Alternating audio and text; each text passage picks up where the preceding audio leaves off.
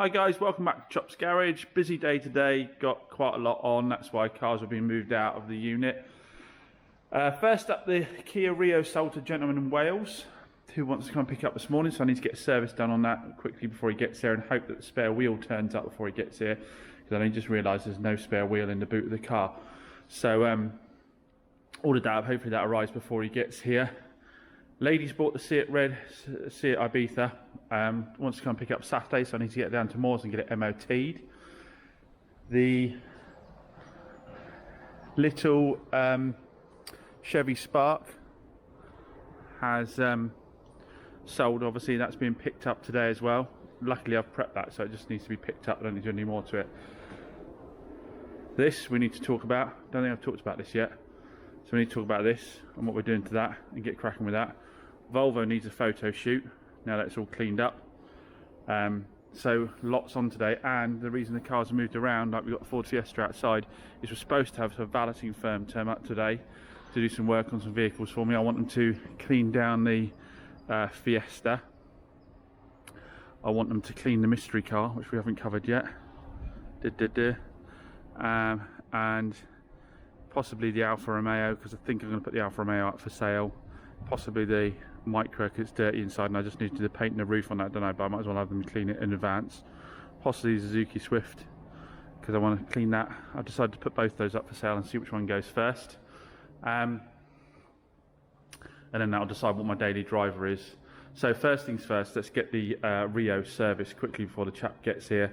Got the oil and filters over there on the corner. Get cracking and get that done.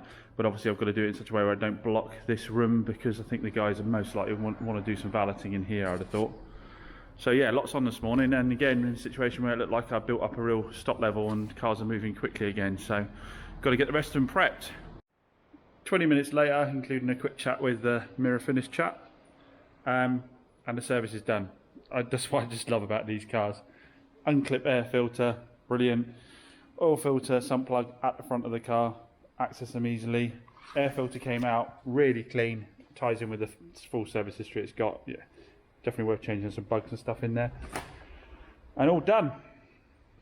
So ready to go. For those of you kick off about cabin filters and all that kind of stuff, on all my invoices I put down what I'm doing in the service, which is oil filter, air filter and oil. Cabin filter, if someone wants it doing, we can upgrade to doing it. But the main mechanicals of the engine are sorted. Quite frankly, I don't want to curl up in a ball underneath the dashboard to change out the cabin filter.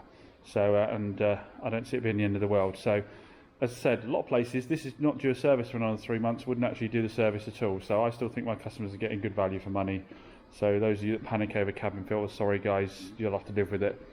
So yeah, so it needs a quick wipe over because I forgot that it'd actually gone out on a test drive between when I had it last. So I just need to get a quick wipe over with, of course, my absolute favourite moon. Bless him, it's peeing it down there. I did say he could work inside. I don't know why he's working outside. I'll go and tell him.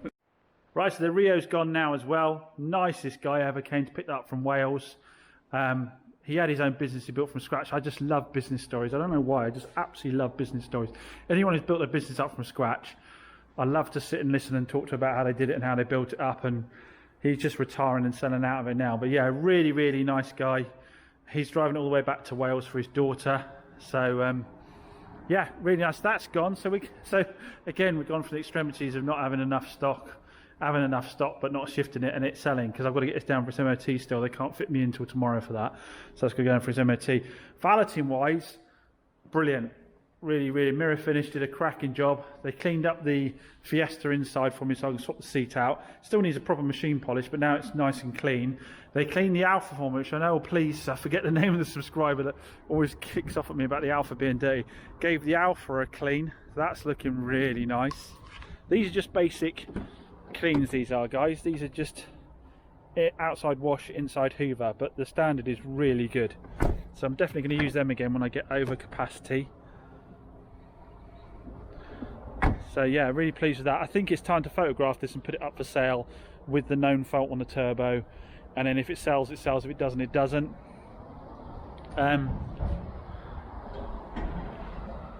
If it doesn't, it doesn't. And then we've got the Micra. I hadn't cleaned the Micra as well because I just need to do the paintwork on this, but I thought if it's cleaned it gets me a step ahead again as well, because otherwise I'll spend a half day cleaning it. I've locked it now, haven't I? But did a really good job on that as well. This room does need a really good clean, guys. Yeah, I've locked it, but inside's come up. This mica is really clean actually, and it just runs so well. Once I fix that hole in the roof, which I know you want me to show, I will video me doing that. I can't afford to spend money having people do paint on this. It won't have enough margin. I've got to do the scuff on the back, do that hole on there, and then just give it a really good clean up. But you know, give it machine polish on the outside. But yeah, really good job done by those guys, and did get me a step ahead. So I finished prepping the i10 for pickup on Saturday. So it's now got an advisory-free MOT, because bless him, Phil, he's such a legend down at Moors. He decided he didn't want to put an advisory on for the slight damage to the edge of the rim on this that came up. So he actually did a little repair on it, so he could take off the advisory. I forget which wheel it was now. Did it off his own back. Oh, just here, he's done a little repair, just tidy it up a little bit. So yeah, bless him. So it's advisory free now. I've just done oil filter, air filter, oil service on it, given it another hoover out because it's been on a test drive after they replaced the oxygen sensor for me. It was the position 2 oxygen sensor, I think it was. That's got rid of the error code that was on the dash. First time I've had that on one of these, so hopefully I won't see another one for a while. It wasn't too expensive. It's about £100, I think, somewhere in the fix on that. So yeah, ideal, that's all ready to go. Did just have an email from the lady that had the Chevy Spark from me yesterday, took it away.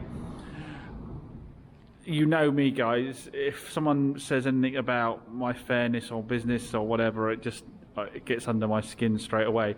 So the email said that she'd noticed that the parcel shelf was missing and one of the headrests was missing. Now, those items were obviously missing when she first viewed the car.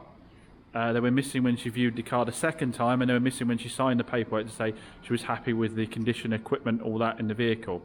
I hadn't got those items because, I was spending money on the serious stuff like the gearbox and the clutch, and getting it through an advisory-free MOT, servicing it, all the things that would mean the car would maintain the road. And you have to have a cut-off point.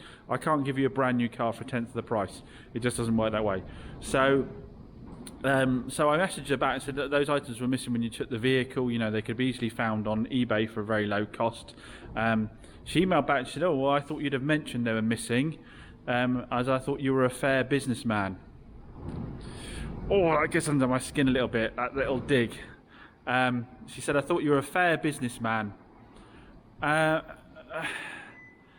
I emailed her my lunch. I emailed her back and I said to her, look, at the end of the day, I have to be honest, I actually hadn't noticed the parcel shelf was missing. I don't know why I hadn't noticed it, but I hadn't noticed the parcel shelf was missing, but I had noticed the headrest was missing. In her email, she said to me, she said, "I thought you were a fair businessman. I'm happy with everything else, but I've just to shell out £70 to get the item." Now, bear in mind, I listed the car for £2,995 and she had it for £2,895, so she did have £100 of asking price. Like I say, I did do the fresh service and all that before I went out the door. But yeah, so she said, I just had to pay £70 getting those bits. And so I've emailed her back and I've said to her, at the end of the day, you viewed the vehicle twice. Those items were missing when you viewed it twice. I said, I have to be honest, I hadn't noticed the parcel shelf was missing, which I hadn't. I don't know why I hadn't noticed, but I hadn't noticed it. I had noticed the headrest, but decided not to do anything about it. So both those items were missing when you viewed the vehicle the 2 times, and obviously the handover process confirms that you've been given enough time to check the vehicle over and you're happy with the condition and the interior equipment. So I said, there was that opportunity. I said, in order for the sub £3,000 bracket, in order for me to provide cars with advisory-free MOTs and freshly serviced and with the bodywork in the condition they're in, I have to draw a line somewhere as to how much work I do on the vehicle. Most dealers in this price bracket won't do the dents and dings. They won't do the service. They'll do an MOT, and if there's advisories, they'll normally leave the advisories on as a general. I know a lot of you don't. I know there's a lot of dealers out there don't, like myself. But as a general rule, that's the score in this price bracket. So I said, there has to be a line I can draw. I can't replace everything. And again, I said to her, I can't give you a brand new car for a tenth of the price. I know in this instance it isn't a tenth of the price, but you know what I mean.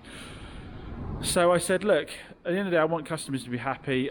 It seems you missed some items. It seems I missed some items. You've spent out £70. How about I transfer you back £50 in goodwill as a contribution towards you getting those bits. So we will wait to see what the response to that is. Now, update on the Alfa Romeo. I haven't updated you on the Alfa Romeo, the Giulietta, that had the problem where the customer made a claim on the warranty warranty-wise because it wasn't blowing warm air on his on the passenger footwell, which we think is a blender motor on the door of the car. On the door of the car, blender motor on the heater unit within the vehicle.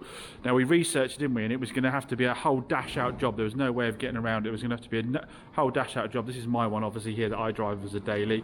I had a look on that one as well and couldn't find a way of doing it easily.